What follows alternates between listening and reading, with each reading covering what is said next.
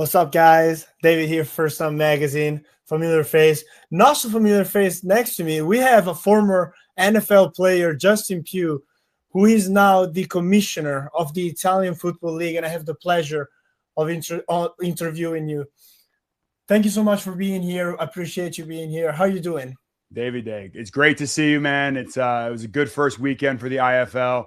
Super excited to be a part of it. You know, we had some great games, great competition, but really excited for what's to come as we continue throughout the first season that I've been a part of the IFL. Of course, yeah. All right, so let's start from your role and how did it come about, and how did you become the commissioner? What convinced you to say, yes, I'm doing this crazy thing that you've never done before? So it goes back to 4 years ago, got married. Yep. My wife and I took a honeymoon to Italy, like so many Americans do, go to one of the most beautiful countries in the world. And we went all around Italy and met a friend in Milan that played American football, told me about the history. I read up about it, read Playing for Pizza, started talking to players, saw the Italian Bowl in Ohio. And as that started to transpire, I met some guys. I met two individuals, Ido Kami and Andrea Fimiani, who were talking about FIDAF and what was going on between FIDAF and IFL 1. Met some other folks that were involved. Nick Ide, who's actually our CEO as well in the project. And we thought this was a unique opportunity to partner up with FIDAF, create a commercial arm for the IFL, unionize and create an alliance amongst the teams, and really see if we can take the IFL to the next level. Of course, yeah. Let's start with a bit of history. There was a union in the past, which was just a union of teams. How different is this project? And it's clear from our side, it's more structured. We have a commissioner, a CEO, a COO, plenty of new figures. What is the aim of this project and how structured, and what's the vision? Yeah, so when you look at it, it's really first getting the teams to buy in. So I was out there during the youth championships in February, and we met with all the teams, and we said, hey, look, we are going to compete when we're on the field, but when we're off the field, we're going to try to create a better product for the fans, for the players, and for the coaches. And that's something that the teams all got behind. And getting the teams to buy in first was key. And then it came down to the investment side, and that's where the IFL partners, SRL, came into play, that we are going to make an investment into the league. We're going to continue to try to commercialize and professionalize this arm in collaboration with FIDAF. And I think that is something where the First Division Championship now has adopted that model. And hopefully we'll be able to lead with governance, some of centralized management of how we're going to, go throughout the day-to-day efforts, operating in autonomy with commercial partnerships and media. So I think that is really where we're going to start to learn a lot in year one. Obviously this came about as soon as the league kicked off. So I think it's going to be a lot of information gathering this year and making some subtle changes and building off of this year as we go. And I think that is a point that I definitely want to make. It's not going to happen overnight. We're not here to just be a flash in the pan in year one. This is something that we're incrementally going to do every single year to improve the product that the IFL is. Of course. Where do you see the IFL in, let's say 4 years, in 2030, compared to other leagues in Europe and internally also? Where do you see the level of the IFL? Well, I think having the right people in place to run it, right? I think that's what the big goals are this year. What are the needs of the teams? What are the needs of the players? And then what are the needs of the management team behind the scenes, right? I'm not going to be moving to Italy. I'm not going to be there every single day. A lot will be relied on from other folks, a part of our group. And when you look at who is going to be involved in the day-to-day and who's going to be running that, it's getting that right. Making sure we have, when there's issues with scoreboards, or there's issues with sponsors, there's issues with, referees, we have a process in place. It is standardized and it is structured. That is the one thing that I think people often overlook. They have these big grand plans. We have to get very nuanced to start, and we have to get into the trenches and give the biggest return for dollars invested, right? And I think if you watch the games right now, there's a few things that probably pop out to most people, like, hey, we should get this fixed tomorrow. And that will be our goal. And then obviously working with teams to see what they need to improve the product in their home markets is the next piece. Yes, sir. And watching the game in the AFL week 1, which was yesterday compared to where we're recording on Sunday, The games were on the 28th of February.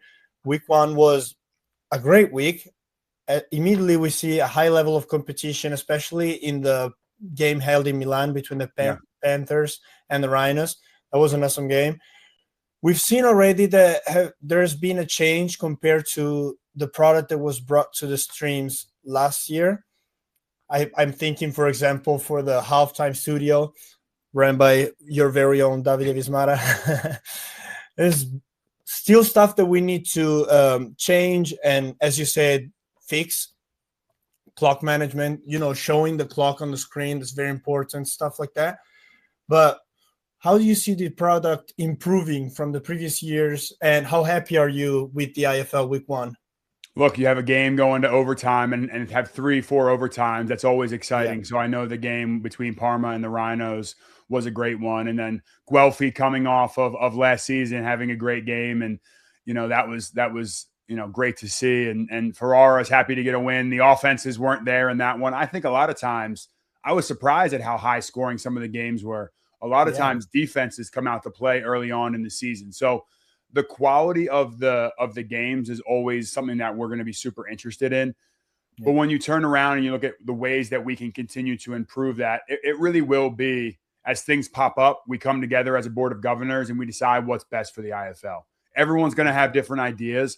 That is probably one of the key pieces that I probably should have mentioned from the jump, that we will have a board of governors that helps to run the league and govern the league.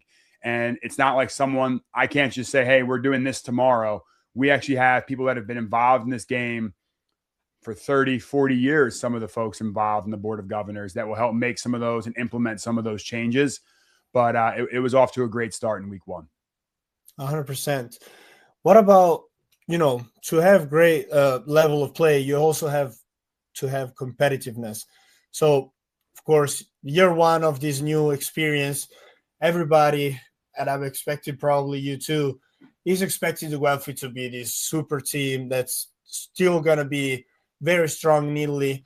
Although we still have a very competitive championship. There's been different champions for the past 5 years. I think it's like 3 times the Panthers, twice the Guelphi, and then earlier the Simi Milano was dominating as well. But how important and how are you tackling the competitive nature, trying to keep the teams on the same level and bring up maybe the level of the lower teams? Yeah, I think you look at the youth programs, and that's something that we're going to work with FEDF on, how to improve the floor of our product.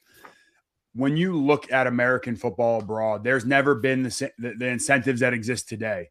You can represent your country in the Olympics now. And as we speak, Italy is getting ready to play France in the semifinals right now in Madrid in the flag football side. Italy, obviously being the European champions, is when you're a young boy or girl, I mean, there is tremendous talent across both sides. You can actually play and represent your country in the Olympics. It already is announced it will be played in Australia in 2032. Obviously, it's going to kick off in LA in 2028. Yeah, that is an incentive that has never existed before. Then you look at the opportunity for young footballers across the world. You can get paid earlier now in your career and go play American football in college and actually get paid 6 to 7 figures to play American football, which has never existed. It has never existed ever on planet Earth. And that is something that the NFL is very interested in fostering and growing, the opportunity to go make money to play at. I went to Syracuse University. We have a campus in Florence. You could go to Syracuse University and get paid to play American football. So as we incentivize our youth to continue to play and want to participate at the highest level, the IFL benefits. Sponsorships can go up. The floor rises because the more kids that play, the more competition arises. Yeah. All of a sudden, go ahead. That's what I wanted to get your opinion on. You talked in the statement, one of the content you did from the press conference, you talked about starting at 11 years old from like a neighborhood friend of yours that was playing and you wanted to play with him. How important for you is to get more and more people to know about football by getting results in the Olympics, getting a higher standard of football within Italy with the IFL, and also, making sure every team has, opportunity to get start playing at 12 or 13 or 14 instead of 16 or later, which is what's happening right now. Yeah, I think the one thing that I love about American football is we have a role for every body type. I don't care how big, how small, how strong, how fast, we have a position on the field for you. So when it comes to playing American football, if you're out there right now and you might not fit the mold of a soccer player, you might not fit the mold of a basketball player, or rugby might not be the sport for you, American football has a place for you. And that's something that I think is key. It is something that everyone can play. Secondly, as the game grows, and I said this in the press conference, and I talk about my mother. My mother wasn't the biggest football fan. She didn't know all the rules. She didn't come to the games because she loved watching American football. She loved her son. And as I progressed, she came, my sibling came, my neighborhood, my cousins came. By the time I got drafted, I had 10,000 people that were supporting me in my hometown. And that is something that I think I went to a game, and Andrea Fimiani and I are watching the game together. He's the MVP. And people are coming up asking him to take pictures. And he's coaching the youth. And these young kids look up to him. They want to be like him. We need more Andrea Fimiani's. We need more stars of this game. And I want them to come from Italy. I don't want them to just be imports that are coming. And that is a key role for us, is to continue to grow the floor of American football in Italy. The Olympics are going to be an amazing opportunity. Every little boy and girl will be watching that at home. And hopefully Italy takes home the medal like we think they will. And now all of a sudden they're going to look up American football in Italy, and the IFL will be the first thing that pops up, and it will be the segue to grow the game, not just in Italy, internationally. And I think it's an amazing opportunity, and we're building for that momentum in 2028. 100%. Of course, football in the Olympics is going to be flag football. So my question for you is flag football part of this movement? And, the thoughts of, growth has to come from flag football also. I myself started playing flag football before I started playing tackle football here in Italy. And also, how important is it that flag football doesn't have only men's leagues, but also women's leagues, so we can get even a broader audience in and get everybody to play? Well, first off, I'm a girl dad, so I'm very excited that men and women can play the sport. And in the U.S., they're giving scholarships out to women to play flag football now. Nebraska just gave out the first ever scholarship. So when I look at the opportunity for men and women to compete in our game, it's tremendous. The growth of women's sports it's on a skyrocket right now. Yeah. Flag is the first way a lot of people get any exposure. It's going to be the first time they're going to see or have any exposure to flag in the Olympics. Eventually, it does have to translate into tackle football. And that's where I think the youth programs and working with FEDAF is going to be essential for the IFL, because we want this all to feed up into IFL 1 and eventually get our young men transitioning from flag into tackle 11-on-11 football, because ultimately that is where you'll be able to monetize playing American football, right? You'll be able to go play, hopefully professionally all year round at one point. But I don't want to put the cart before the horse. We have to continue to build a foundation for the IFL and continue to provide opportunity and access. And I think what football provides for you off the field is so important. Go talk to anyone that's played in the IFL. I've gotten so many messages from people that are associated and what it does for you off the field to teach you resiliency, hard work, being able to work with people from all walks of life internationally, because we have so many different international influences in this game. It is one of the best things that you can do for life after sport, is playing the game of American football. 100%. I want to get your opinion also on, we talked about Andrea Fimiani, the huge talent that he is, and he's obviously an Italian talent that is now set in the QB position for the Guelphi. And that allows the Guelphi team to bring American players and have them in skill positions surrounding Andrea and making that offense as explosive as it is. Do you think that's a blueprint that other teams have and will be able to follow in the future? We've seen also already Jaguari this year bringing in Duranti, who's an amazing prospect. And in the first half of that game against the Guelphi yesterday, he was giving them the work. He was keeping it in with a very, very tough defense. Do you think that's something that's going to be, we're going to see more of in the future to be able to compete in the IFL? And also coming from the, growth of the youth teams, more people are going to have these talents like Andrea Fimiani and Duranti. Yeah, I think that you point directly to flag. when you're Yeah. young, start throwing a football around and start making sure you're getting that motion of what that looks like and how that could be.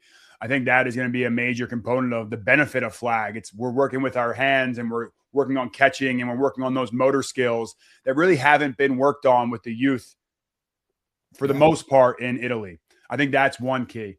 The second one will be 100% teams will see that as an advantage because now if you have an Italian playing quarterback, you can have some of your imports playing other skill positions. You can have them at running back and receiver. You could go get that offensive lineman. That could be a big game changer if you get someone.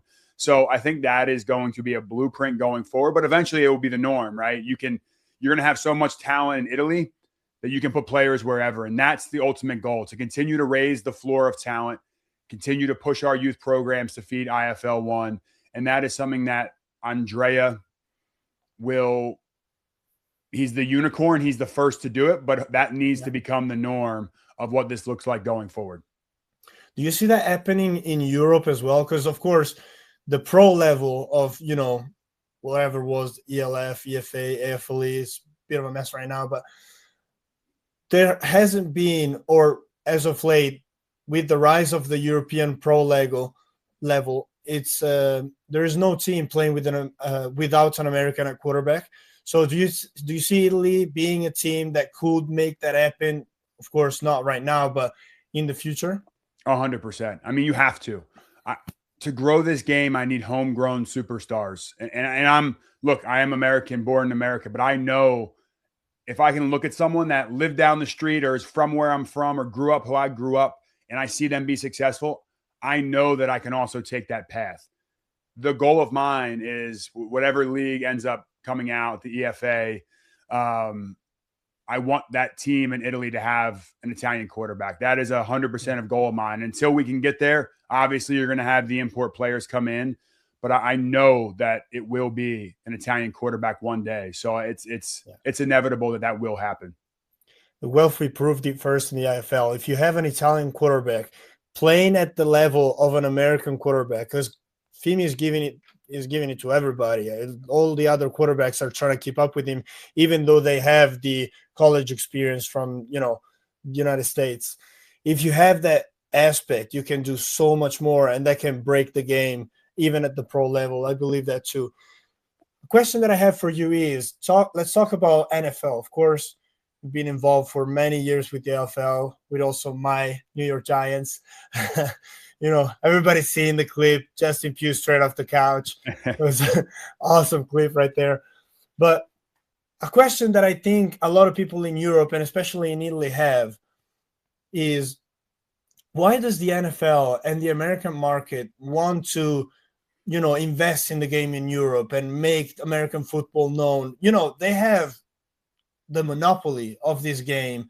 They can be the world champions and confidently call themselves the world champions, even just by winning their league within their nation. So why do you guys in the NFL want to invest? Well, I think the NFL has dominated the U.S. for, the last 50 years. If you look at the most watched programs in U.S. history, 99 are American football, and one is a sitcom called MASH. Besides MASH's season finale or the program's finale, the NFL has dominated. We've seen the success if we've gone on to overseas and played games in Mexico and London and Madrid. There'll be a game in France this year. Part of the appeal to me, and this may sound crazy, the Coliseum is my favorite structure in the world. I truly believe that American football was born in Italy. It was born in the Roman Empire. And we look at, I heard Ron DeSantis speak. He's an Italian-American at the National Italian-American Foundation here in Florida recently. And he said that our government has taken things from the great leaders that were, what is now today Italy. We also did that in sport. And when you look at the Coliseum and what that represents, I get goosebumps thinking about an NFL game coming to Rome, or whenever the new San Siro Stadium gets built, having a game in Milano. Yeah. So I look at Italy as a place where the game that I know and love and played, when I went to the Coliseum for the first time, I felt like I was in an NFL stadium, and it was born in Italy. So the role for me is to bring the game back to Italy, and no one thinks it can be done. And then they come and they see a game. They read the John Grisham book, Playing for Pizza. They hear the Yeah. history of Armani owning a team and 20, 30,000 people in the stadiums. There is appeal for American football in Italy, and it's our job to be in the trenches, carrying the water every day at the IFL to continue to spread that momentum. Yeah, it's funny because you just made me think of the final in Toledo, Ohio of last year, where Fimiani was lights out. He was doing everything. He had 3 passing and 3 rushing touchdowns, I think. It was incredible. And it was one of the stewards at the game who looked at me and he was like, this guy is special. Does any college or NFL teams have their eye on him?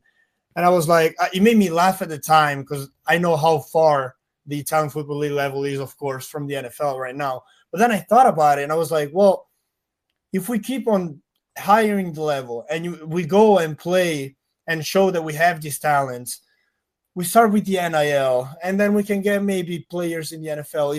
It's something that can happen. Like it's there. It's just we just need to get it. And I'll give you another example. I mean, the Petrillo family is, they're obviously their son, Filippo Petrillo, played in Italy. Then he went to the NFL Academy, which is in the UK right now. And then he went on to play in college, and he's at Quincy University right now. So he's 6'4", 230 pounds. The talent, the size, the speed exists in Italy. It's cultivating that talent at a younger age. If I can get Italian players to start playing at 14 years old, that U18, that 14 to 18 range becomes vital for the growth of this game. If I could have gotten Andrea Fimiani at 14 with the coaching that now exists in Italy, we would be able to give him an opportunity to play at a U.S. college and see how he stacks up. And I'm not saying he has to go to Ohio State or Alabama tomorrow, but there are so many schools in America now that are willing to pay Europeans. I mean, let's look at the NBA for a second. The last 5 MVPs in the NBA, which is dominated by U.S. players, have been Europeans. You have Luka Doncic, you have Giannis Antetokounmpo, and you have Jokic. So it's crazy to me to say the talent doesn't exist. It does. There's 30 players from the NFL Academy all across Europe that are playing Division I on scholarship right now. We need to continue to grow and foster that, and that will be a goal of mine. I know FEDAF, it's a goal of theirs, but we already see it happening. There's already players that have done it, and it can show that pathway. Yeah, and we've already seen Austria, but mainly German players making it to the NFL and playing as starters in the NFL. So I think it's very close to happen. Like if we keep on building the way that this movement is promising to build, then in the next 5 to 10 years, we can surely see some Italian players making it to that level.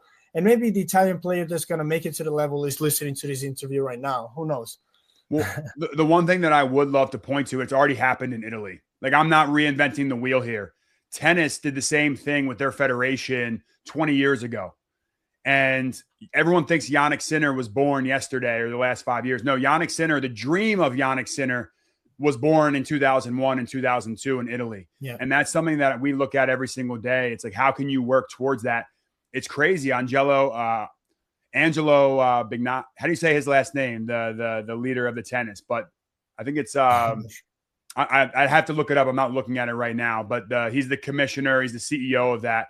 They're actually going to do more revenue, I think, this year than Serie A, which is crazy. That tennis for the first time ever they're doing 600 million euro in revenue for one of the events. The ATP finals in Turin. So you look at how they were able to help club infrastructure, the coaching, instructors, credentials, tournaments, school integration. I think that will be a big piece of this is how can we partner with FEDAF and NFL teams to continue to drive awareness in the school systems. And I know that's something that's a little bit different in Europe. I'll have to learn more about that.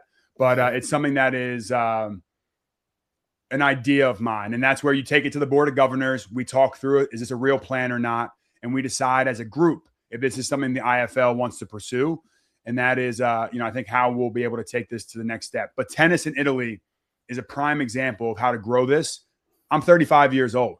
This is a 20-year mission for me. I'm not here to just be here for 1 year. It's how do we set the foundation to grow this over the next generation of athletes in Italy. Yeah, I think a lot of fans listening to this in Italy are very excited to hear those words. You've talked also in your statement when you were, we did a statement with the IFL of And you talked about infrastructure, which is a big problem in Italy for the Serie A as well, but especially in American football. How are you planning to tackle that problem? One by one. I mean, there's no clear cut answer to that. I haven't been to every IFL stadium, so the goal will be to get back a few times throughout the season. There are going to be some hard discussions that have to be made. We can't play on 90-yard fields. That's just not how the game's played.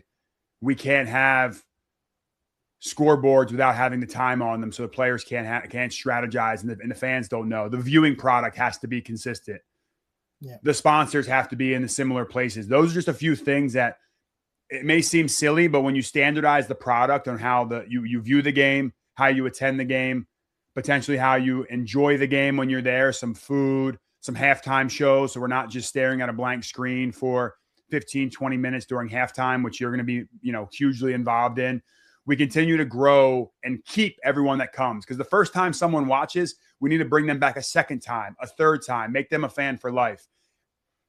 It will be minor changes in year one, hopefully that give us the highest return. And then we'll kind of collect all that data, and then going into year two, really make, I'm not going to say it's going to be overarching, but we're just going to continue to make those changes every single year to improve the fan experience first and foremost, our player experiences, and then everyone watching at home as well. And when I say fan, I mean actively at the games, and then at home when they're watching on the new YouTube channel that we just published. Yes, sir, 100%. So just to make sure, this is probably something that we've already kind of subtly said, but the AFL isn't something like, oh, I've argued with the FIDAF and we're separating. This is like still like working with FIDAF and very involved with the youth programs and the other sides of FIDAF. Yeah, I mean, the first division championship, IFL, remains fully integrated with the federal sports framework, the Italian National Olympic Committee. The biggest difference is it'll be a new corporate structure that separates the commercial and media management with the federal administration, the framework, the fostering of efficiency, the flexibility and growth. So FIDAF and the IFL will work in tandem to continue to grow this game. And We're going to continue to support the initiatives of the national team and obviously of the flag team that we've talked about at length. Fabio, the coach there, I've met him in person, and continuing to be supportive because it will be on a grand stage in LA, and having someone in the US helping champion them will be a major goal of mine. I've talked to some players in the team already.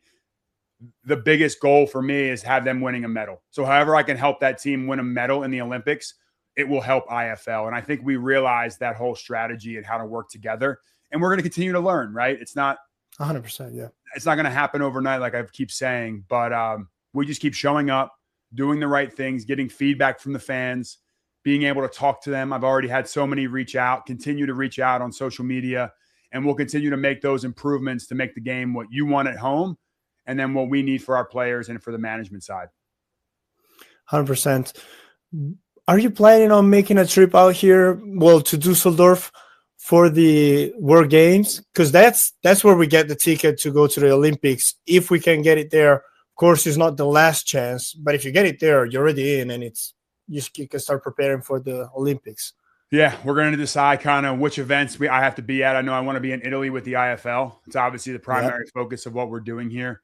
I want you next to me during the final at the halftime studio, 100%. No, we're definitely going to make some appearances, and obviously the Italian Bowl, being able to be out there for that this year, and then working stateside to continue to bridge that relationship between Italy and the U.S. I would be remiss if I didn't mention the U.S. State Department, our government, and the NFL just created a partnership about global expansion for the sport. So when you look at America as taking invested interest in countries growing the game of American football, I think Italy has an opportunity with the government in place and the prime minister and the great job that she's doing to bring this game to Italy. So we win that gold medal, we win that silver or bronze. I'm saying gold. Let's go make it happen. We have the partnership with the government, because that is an essential piece. You want to work in tandem with the government, because I think the benefit to the youth will be there. Sport is such a paramount thing in the development of our youth that it's going to become a government initiative, and it's already happening here in the U.S. And I know Italy is going to be one of the first countries to get on board. I love it. Last question before I have you closing out. is a technical question. So of course, we have an alliance in the IFL, but there is also many great teams in IFL too, and also the other lower divisions that are working to go with, with Calcio as well, with Serie A and Serie B. You see promotion and relegation. How will that work? Is it still going to be a bundle, or is it going to be this is the alliance and that's it for a couple of years at least? That's set. How does that work? I would, look, we've worked with Luigi Di Ciervo, the CEO of Serie A, and got a great quote from him and all the publications that we put out.